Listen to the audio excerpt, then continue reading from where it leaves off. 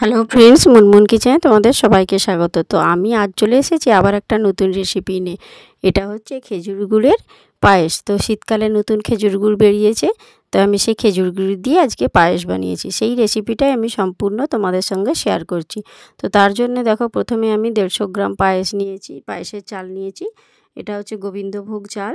এই চালটাকে প্রথমে একটু জল দিয়ে আমি ধুয়ে নেব, কারণ চালের মধ্যে অনেকটা নোংরা থাকে। তার জন্য একটু ভালো করে ধুয়ে নেব। তো বেশি জল দিয়ে ধোয়া যাবে না, তো গোবিন্দভোগ চালের একটা সেন্ট থাকে, বেশি ধুয়ে দিলে এই সেন্টটা চলে যেতে পারে। এই জন্য ধুয়ে এবার আমি একটা পাত্রের মধ্যে রেখে দিয়েছি। এবার এর মধ্যে দিয়ে দেব ঘি, সামান্য ঘি, 1 চামচ মতো ঘি দিয়ে ভালো করে চালটাকে হাতের সাহায্যে মাখিয়ে নেব। মাখিয়ে দিয়ে প্রায় 10 মিনিট মতো এই চালটা রেস্টে রেখে দেব। দেখো, এইভাবে ঘিটা তোমাদেরকে ভালো করে চালের মধ্যে মাখিয়ে নিতে হবে। একবার এইভাবে আমার মতো ট্রাই করে দেখো, আশা করেছি তোমাদের ভালো লাগবে। তো এর জন্য দেখো কি কি ড্রাই ফ্রুটস নিয়েছি কাজু, আনমোল, বাদাম আর কিশমিশ। এই কয়েকটা ড্রাই ফ্রুটস দিয়েই আমি আজকে রেসিপিটা করব। এবার দেখো, কড়া একটা গ্যাসের উপর বসিয়ে দিয়েছি, তাতে দিয়ে দিয়েছি সামান্য ঘি। ঘিটা দেখো একটু গরম হয়ে গিয়েছে। এবারে এর মধ্যে দিয়ে দিলাম কাজুটাকে দিয়ে ভালো করে নেড়ে চেড়ে একটু লাল লাল করে ভেজে নিতে হবে। তো সব ড্রাই ফ্রুটসগুলো আমি একসঙ্গে দেব না, কারণ সব ড্রাই ফ্রুটসগুলো একসঙ্গে দিয়ে দিলে তাহলে চুয়ে যেতে পারে। ওই জন্য কাজুটা আমি আগে দিয়েছি। তো কাজুটা একটু ভাজা হয়ে গেলে এর মধ্যে দিয়ে দিলাম আনমোল বাদামটা দিয়ে ভালো করে একটু নেড়ে চেড়ে আনমোল বাদাম আর কাজুটাকে একটু ভেজে নেব। কিশমিশটা আমি খানিকটা পরে দেবো, কেন কিশমিশটা ভাজতে কম সময় লাগে। আমি যদি প্রথমেই কিশমিশটা দিয়ে দিই তাহলে কিশমিশটা চুঁয়ে যেতে পারে। এই সময় গ্যাসের ফ্লেমটা একটু কম রাখতে হবে। দেখো, কাজুটা আনমোল বাদামটা একটু ভাজা হয়ে যাওয়ার পর এবার কিশমিশটা ওর মধ্যে অ্যাড করলাম। আনমোল বাদাম, কাজু আর কিশমিশটাকে একটু নেড়ে চেড়ে ভেজে নিচ্ছি। একটু লাল লাল করে ভেজে নিতে হবে ড্রাই ফ্রুটসগুলোকে, তাহলে দেখবে খেতে খুব ভালো লাগবে। এবারে মোটামুটি আমার ভাজা কমপ্লিট হয়ে গিয়েছে। কিশমিশগুলো দেখো কীরকম ফুলতে শুরু করে দিয়েছে।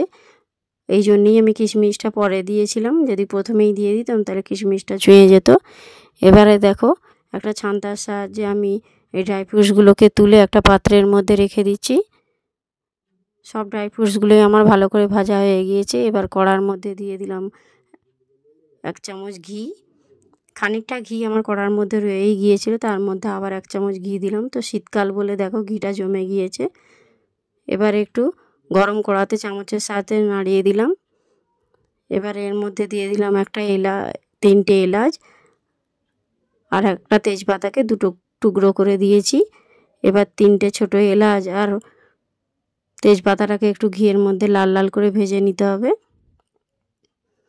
এবার এই পর্যায়ে দেখো আমার ভাজাটা কমপ্লিট হয়ে এসেছে। এবারে এর মধ্যে দিয়ে দেবো 500 লিকুইড দুধ আমি রেখেছিলাম, আগে থেকেই জাল দিয়ে রেখেছিলাম। সেই দুধটা ওর মধ্যে অ্যাড করলাম। দুধটাকে অ্যাড করার পর খুন্তির সাহায্যে একটু নাড়িয়ে নিতে হবে। এই সময় গ্যাসের আঁচটা একটু কম রাখতে হবে, নাহলে দুধটা উতলে যেতে পারে। এবারে দুধটাকে 15 মিনিট মতো একটু ফুটিয়ে নেব। তো দুধটা ফোটার পর যে চালটা আমি ঘি মাখিয়ে রেখেছিলাম, গোবিন্দভোগ চালটা, সেই চালটা এবার ওর মধ্যে দিয়ে দেব। তো সব চালগুলো ওর মধ্যে দেওয়ার পর এবার অনবরত খুন্তির সাহায্যে নাড়তে থাকতে হবে, না হলে তলায় চালটা লেগে যেতে পারে। এইভাবে ক্রমশ দেখবে খুন্তির সাহায্যে নাড়তে থাকতে হবে। এবার গ্যাসের ফ্লেমটা একটু বাড়িয়ে দিতে হবে, যাতে চালটা ভালো করে সেদ্ধ হয়। দেখো, এই পর্যায়ে চালটা এবার আমার ফুটতে শুরু করে দিয়েছে। এবার খুন্তির সাহায্যে ভালো করে নাড়তে থাকতে হবে। এই সময় যেন গ্যাসের আঁচটা একটু কম থাকে, নাহলে তলায় লেগে যেতে পারে। মাঝে মাঝেই খুন্তির সাহায্যে এরকম নাড়িয়ে চাড়িয়ে নিতে হবে। ভালো করে চালটা আগে সেদ্ধ করে নিতে হবে। তো 15 মিনিট মতোই যদি আমরা এটা ফোটাই, তো আশা করছি আমার চালটা সেদ্ধ হয়ে যাবে। এইভাবে 15 মিনিট ফুটতে দিতে হবে। ফুটতে ফুটতে দেখো দুধটা অনেকটা কমে গিয়েছে এবং চালটা মোটামুটি আমার সেদ্ধ হয়ে গিয়েছে। এই সময় আমাকে খুন্তির সাহায্যে অনবরত নাড়তে হবে, নাহলে তলায় ধরে যেতে পারে। দেখো, আমি খুন্তির সাহায্যে তোমাদেরকে তুলে দেখাচ্ছি। চালটা মোটামুটি আমার ভালোভাবে সেদ্ধ হয়ে গিয়েছে এবং যে দুধটা ছিল সেই দুধটাও অনেকটা কমে গিয়ে ঘন হয়ে গিয়েছে।